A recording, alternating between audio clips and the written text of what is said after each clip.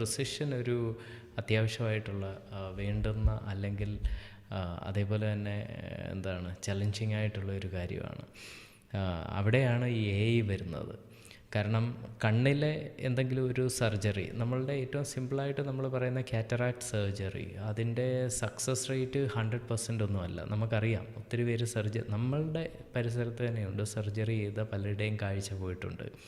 ആ കാഴ്ച പോയത് ആ സർജറിയിലുണ്ടാകുന്ന പ്രശ്നം കൊണ്ടാണ്. കാരണം അത്രയും ഡെലിക്കേറ്റായിട്ടുള്ള നെർവ്സൊക്കെയാണ് ഈ കണ്ണിൻ്റെ വരുന്നത്.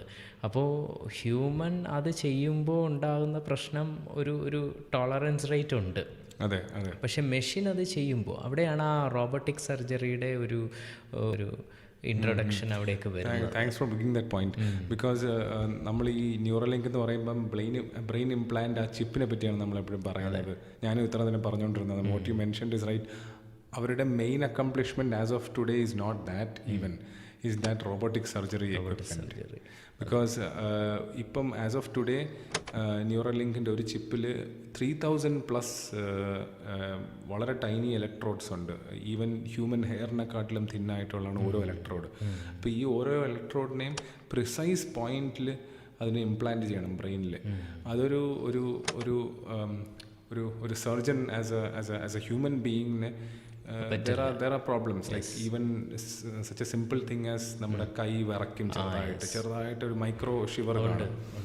അത് തന്നെ മതി കോംപ്ലിക്കേറ്റ് ചെയ്യാനും. അപ്പം റോബോട്ടിക് സർജറി വളരെ പ്രിസൈസ് ആയിട്ടായിരിക്കും ഓരോ പ്രാവശ്യവും ചെയ്യുന്നത്.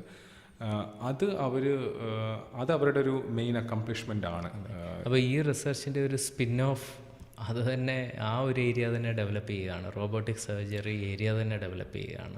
So robotic surgery actually even ഒപ്താൽമോളജിയിലും റോബോട്ടിക് സർജറി ഓൾറെഡി ഉണ്ട്.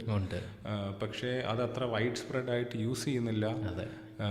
പക്ഷേ ന്യൂറലിങ്കിൽ അവർക്ക് ഉണ്ടാവുന്ന ബെനിഫിറ്റ് എന്ന് പറഞ്ഞാൽ അവർക്ക് ഈ ഒരു പ്രൊസീജിയർ ചെയ്യാൻ ഡോക്ടേഴ്സിനെ ട്രെയിൻ ചെയ്യേണ്ട ആവശ്യം വരുന്നില്ല. ഇപ്പം ഫോർ എക്സാമ്പിൾ ഇതിപ്പോൾ US-ലാണിത്.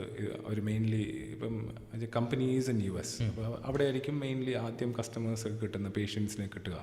ഇപ്പം വേറൊരു രാജ്യത്ത് ഇപ്പോൾ ഇന്ത്യയിൽ ഫോർ എക്സാമ്പിൾ ഇത് ചെയ്യണമെങ്കിൽ അതേ ക്വാളിറ്റിയും പ്രിസിഷനും ഒരു സെറ്റ് ബാക്കും ഒരു ഹ്യൂമൻ ബ്രെയിൻ സർജറി ഫെയിലിയർ ഒന്നും ഉണ്ടാവാതെ എൻഷുർ ചെയ്യണമെങ്കിൽ it is better to use a robot than to train a human being.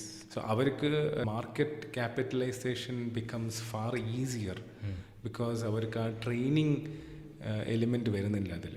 അവർക്ക് വേറെ രാജ്യത്തിലേക്ക് ഇപ്പം അതേ ക്വാളിറ്റിയോടെ വേറൊരു completely different country, completely different part of the വേൾഡിൽ അവർക്ക് അതേ ക്വാളിറ്റിയിൽ അതേ സർജറി ചെയ്യണമെങ്കിൽ ഇറ്റ് ബിക്കംസ് വെരി ഈസി. ന്യൂറോലിങ്കിൻ്റെ സർജറി കംപ്ലീറ്റ്ലി ഓട്ടോമേറ്റഡ് ആണ്. ഒരു ഹ്യൂമൻ ഇൻ്റർവെൻഷനും ഇല്ല അതിൽ. ഈവൻ ഇപ്പം ഒരു പേഷ്യൻറ്റ് കിടക്കുമ്പോഴത്തേക്കും സർജറിക്ക് കിടക്കുമ്പം ബ്രീതിങ് കാരണം ചെറിയ അനക്കം കാണുമല്ലോ, അതുപോലും ഫാക്ടർ ചെയ്തുകൊണ്ടാണ് ഈ റോബോട്ട് സർജറി ചെയ്യുന്നത്.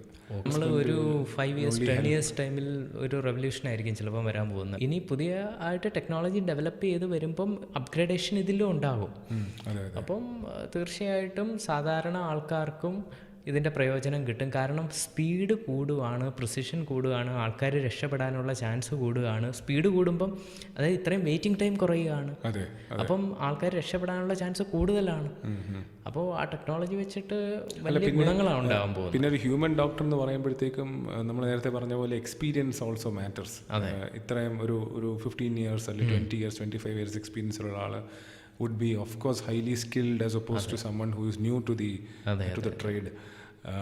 പക്ഷേ റോബോട്ടിൻ്റെ കാര്യത്തിൽ അല്ലെങ്കിൽ ഇപ്പോൾ നമ്മൾ AI-യുടെ കാര്യം പറയുമ്പോഴത്തേക്കും ഹ്യൂമൻ നോളജിൽ എന്തൊക്കെ അവൈലബിൾ ആണ്, എന്തൊക്കെ ഉണ്ട്, അതെല്ലാം ആ ഒരു മെഷീനിന് ആക്സസിബിൾ ആണ്. അപ്പോൾ we are talking about probably hundreds if not thousands of years of experience. അപ്പം അത് ഇങ്ങനത്തെ ഏതൊരു മെഷീനിലും വേണമെങ്കിൽ റെപ്ലിക്കേറ്റ് ചെയ്യാൻ പറ്റും. അത് കംപ്ലീറ്റ്ലി ദെൻ ഹെൽത്ത് കെയറിനെ ഇൻ ദാറ്റ് സെൻസ് ഡെമോക്രറ്റൈസ് ചെയ്യും.